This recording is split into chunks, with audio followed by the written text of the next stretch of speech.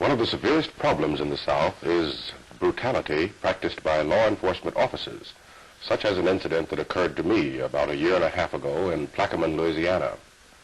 It was there that I had been in jail at the time of the March on Washington and was unable to be in Washington at that historic march. After getting out of jail in Plaquemine, Louisiana, I was confronted with a lynch mob, a most unusual lynch mob. It was composed of state law enforcement officers, state troopers, who were riding horseback, roaming through the streets, kicking open doors in the Negro community and screaming for my blood, screaming, "Come on out." They tear-gassed a church in which 200 or 300 people were congregated. I was in that church. We were forced out of the church by tear gas into a parsonage, the minister's home next door, and from there we were forced into the yard by tear gas, and from the yard back into the parsonage and back into the yard. If any Negro was seen in the street during that night in Plaquemine, Louisiana, he was run down by state troopers, beaten with a club, and stuck with an electric cattle prod, told to get up and run down again, and told that they would let him go if he would tell them where I was. We finally managed to escape into a funeral home a half block away by crawling through tall grass. We got to the funeral home, but there was no respite there. The state troopers soon kicked open the back door of that place, still screaming for my blood. Finally, I managed to escape, but only after using 2 hearses, one as a decoy and the other with me in it. The decoy was used to pull state troopers away from the roadblocks that they had set up, and it worked.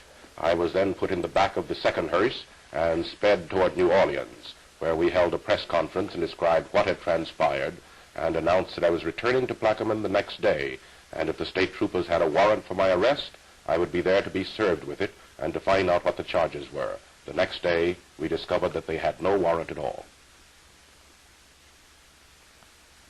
That is James Farmer, a gentleman who should know about racial relations in the southern United States. Mr. Farmer is the head of the Congress of Racial Equality in the United States, and a gentleman who has probably been in jail because of his actions more than any of us will ever think of being in jail. Tonight, Channel 12 Special is going to talk to Mr. Farmer about some of the real issues in the fight for equality in the United States. How many times have you been in jail, or can you tell us? Oh, I've been in about 8 or 9 different jails on 4 arrests. In Mississippi, I was placed in 4 different jails, including the state penitentiary at Parchman, the maximum security unit. In Louisiana, I was in 2 different jails and in 3 different jails in New York City at the time of the opening of the World's Fair.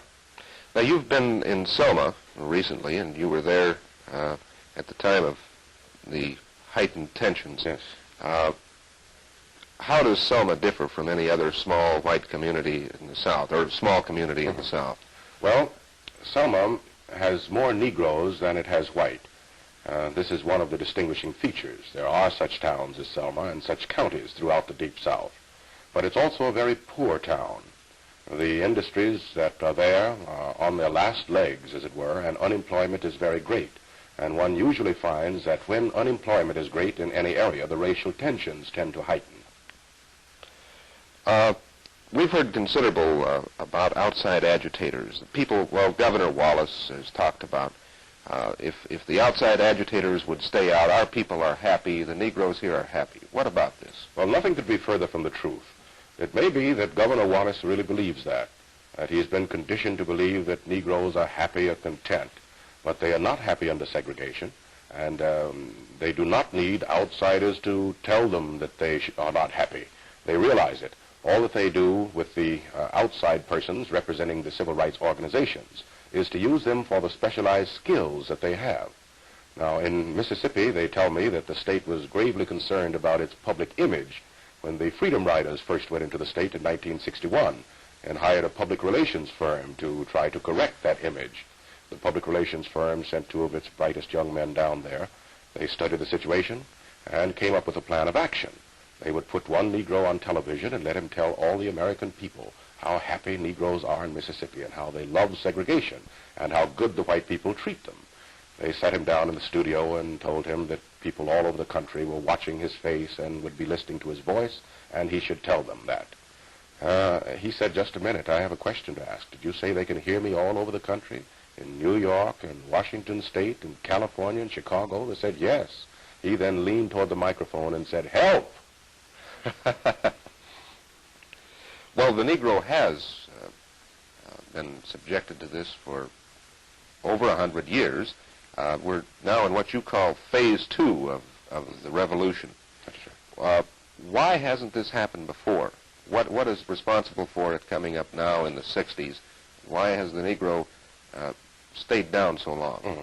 Well, I think there are a number of reasons. One reason was the Supreme Court decision of 1954 in the school desegregation cases, which set the legal framework for a real push to eliminate racial discrimination.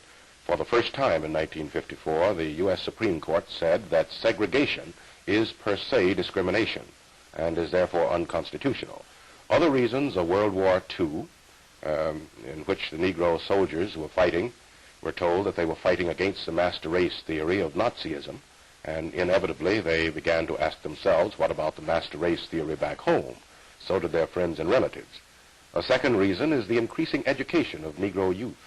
As the youngsters are going to school in larger numbers and studying the foundations of American democracy, where it says, for example, "We hold these truths to be self-evident, that all men are created free and equal," inevitably they ask themselves, well, what about me? Don't these things mean me too? Third reason is Africa. As the new nations of Africa have begun to emerge, Negroes have looked to that continent with greater pride and have had more awareness of having come from something, having some roots, and therefore the ability to go somewhere. A national pride. We have Afro-Americans then. That's right. Yes, many Negroes considering themselves Afro-Americans and being proud of being black rather than ashamed of their skin color, as had been true for a long period of time. Do you think education is pretty much a key to Negro equality? Education is very important indeed. We have to define what we mean by education here. Many people say that the whole race problem will be solved by education. Well, what many of them mean then is we should do nothing else. We should have no action. We should have no Selmas, no Montgomerys, and so forth. But obviously it is true that there is a great gap between the education of Negroes and the education of whites because of the inferior segregated schools to which most Negroes have gone in the South and in northern cities as well. So it's now important for us to have a massive program of remedial education to repair the damage that has been done to our youngsters, Negro youngsters, Puerto Rican youngsters, Mexican-American youngsters, Indian youngsters, white youngsters in Appalachia and other areas who have been damaged by inferior education.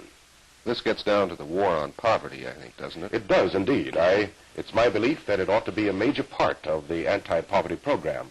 And I've taken the occasion to talk with President Johnson several times about it. He's expressed great interest and has asked that we submit memoranda to him outlining how such a program could work. I have now sent 3 memoranda to the President on it, and we are hopeful that it will be incorporated into the anti-poverty program. How significant is the new voting rights legislation that is being considered? It will be very significant indeed, because there are several million Negroes who are disenfranchised in the South because of their race or their color, which means they are taxed without representation, which means that they have little or no voice in their political life and political destiny. If the voter rights bill is a strong one and is enacted into law without weakening amendments, then it will make a great political change in the South. What we'll find is that the politicians who are racists will either change their views or will be replaced. This leads to the question, will the Negro try to replace all the white lawmakers with Negro lawmakers? No, he will not. I see no evidence at all, no indication whatsoever that Negroes would vote out all whites and vote in only Negroes. I think they will vote out those persons who are opposed to civil rights and to equality. They will vote in persons, irrespective of their race or their color, who have the right point of view and are in favor of equality and democracy and decency. Like a lobbying group, then, you exert pressure for those who see your philosophy. Precisely. Negroes are more concerned with the point of view of the candidate than they are with the race of the candidate. How do you feel about the voting rights legislation? Are you happy with it? Will it do the job totally? Well, it is good legislation as it stands now, but it needs considerable strengthening in a number of ways. For example, the 50% provision. It now says that if less than 50% of the citizens of any state were registered last November or voted in the election, then the federal law becomes applicable and federal registrars are appointed. Well, that's not adequate because there are some states in the South, such as Arkansas, Tennessee, Texas, and Florida, where more than 50% of the people were registered and did vote. Yet there are counties in those states where Negroes are discriminated against. I then suggest that we have a provision in the legislation which would allow 20 people who have been discriminated against in voting rights to petition the Department of Justice. And if the Department of Justice, after investigation, finds that there's justification for the complaint, then federal registrars should be set in. What about the legislation of understanding? We hear this argument frequently that you can pass all the laws in the world, but it isn't going to help one man understand another or treat him any better or think of him any differently. Well, the law is a very great help, obviously. The law cannot keep a man from hating me. It may not make him love me, but it can keep him from lynching me, and that's terribly important as far as I'm concerned. Well, I think we need to understand that the law does not try to legislate the evil out of men's hearts. What it tries to do is to control men's practices so that whatever evil of prejudice exists within them is not allowed to damage other people. And this is a very important function. Now, legally, I would have a right to dislike a man. The law couldn't touch me. Legally, I'd have a right to hate him. I suppose I'd even have a right legally to wish him dead, but I wouldn't have a right legally to kill him. Then it's a function of the law to step in and say whatever evil is in your heart must not be allowed to damage this man. Do you think this eventually, over the decades, will lead to softening of these opinions? Well, I think it will. I think it will very much for two specific reasons. One reason that most people don't want to be law offenders. And if the law says that this is right, then most people will tend to comply with it. And the law in itself will convince them of its rightness. And second, we believe that if you can, by laws or by direct action or by negotiation, eliminate this practice of segregation, break down the barriers, that is, then at least people can come into contact and have an opportunity to develop friendships, to develop understanding. In other words, while it is true that prejudice produces segregation, it's also true that segregation produces and perpetuates prejudice by keeping people apart.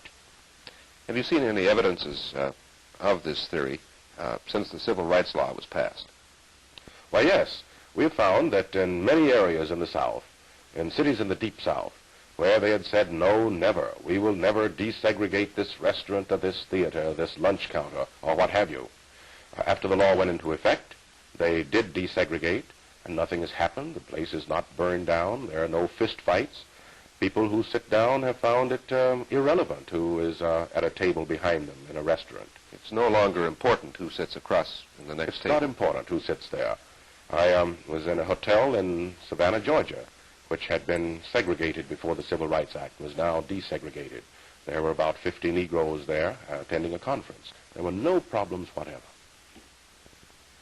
How do you think the Johnson administration is doing for the civil rights cause?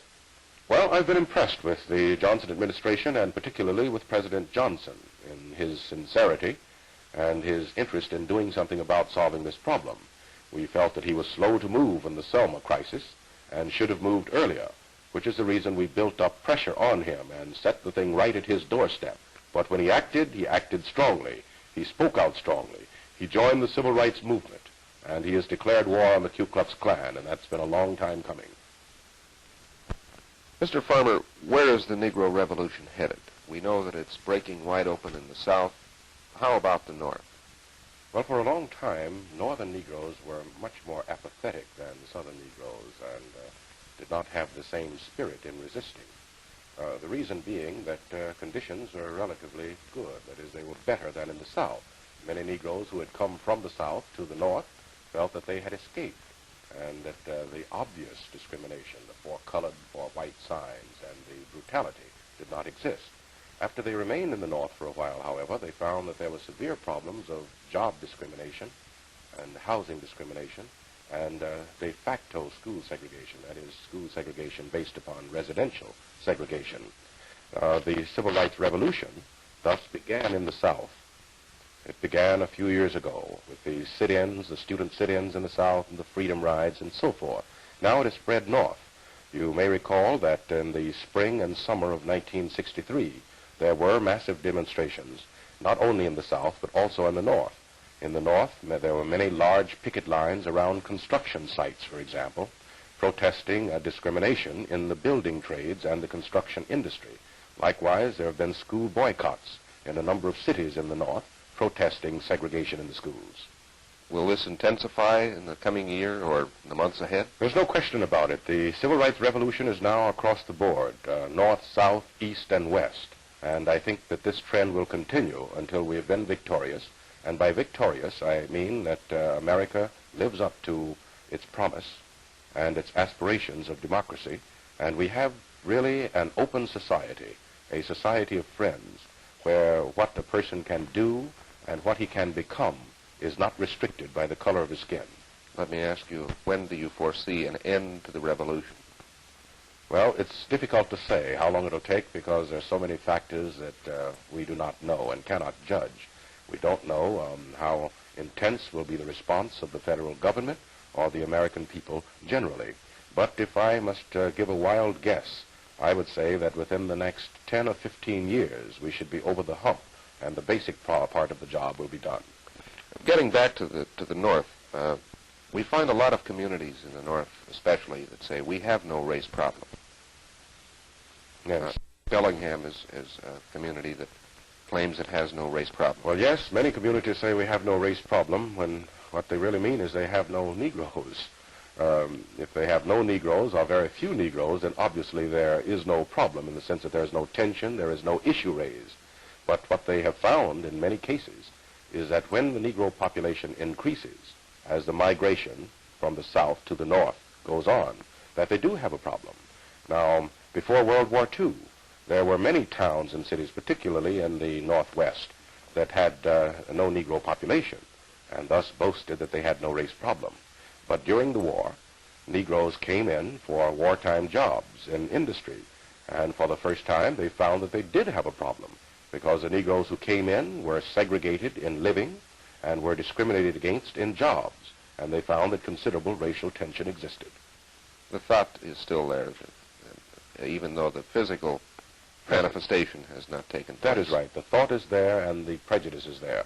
I think it's terribly important for all Americans to search their own hearts and to find out to what extent they share the prejudices that exist in other parts of the country, what their attitudes are toward Negroes, what image they have of Negroes, whether when they think of Negroes they think of an inferior people, whether they believe Negroes are inferior, whether they think of Negroes as being clowns or buffoons, such as we used to see very often in the movies, the Steppenfetchits and so on. The image.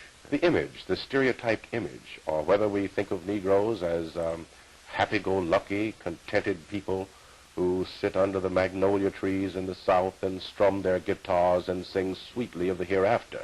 If these are the images, then they are wrong. Have our schools been partly at fault in creating that image? That textbook writers? The schools have been very much at fault.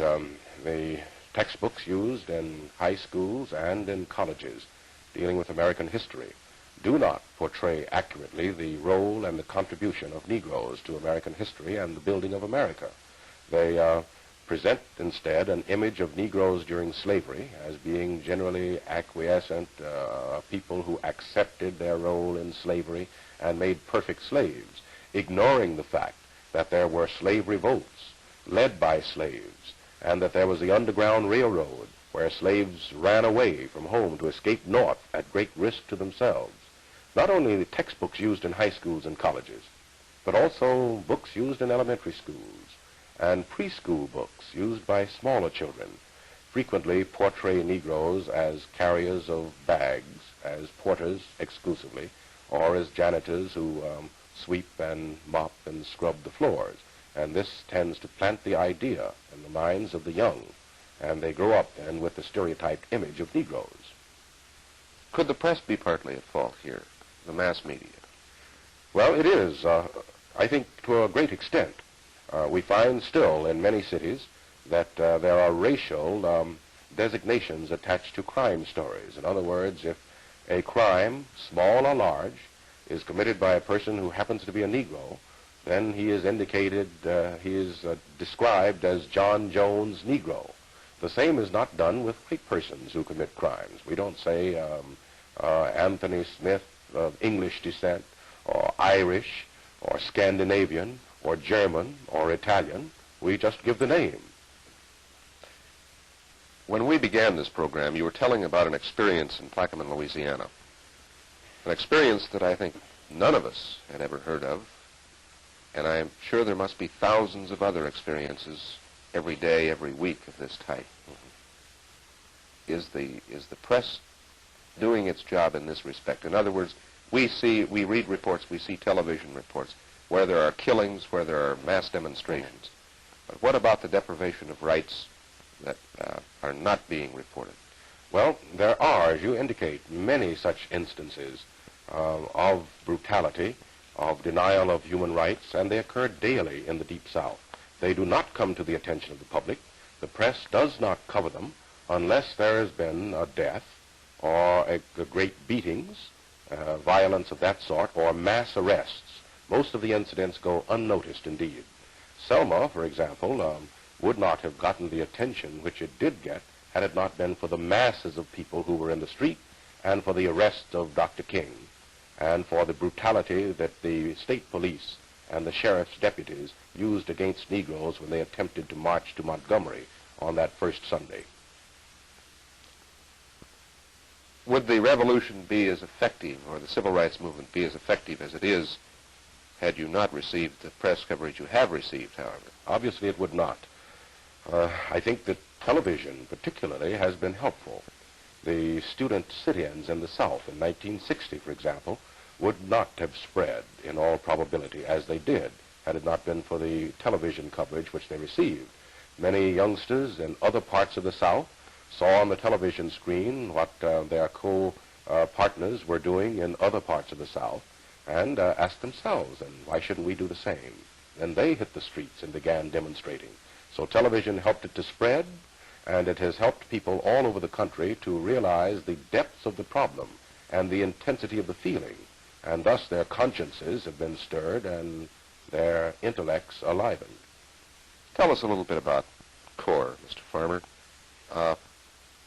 Direct action, nonviolence, something that, what makes you willing to put your life on the line? Well, CORE is an organization dedicated to nonviolent direct action. It was founded in 1942, and I'm proud to say I was one of the founders of it many years ago.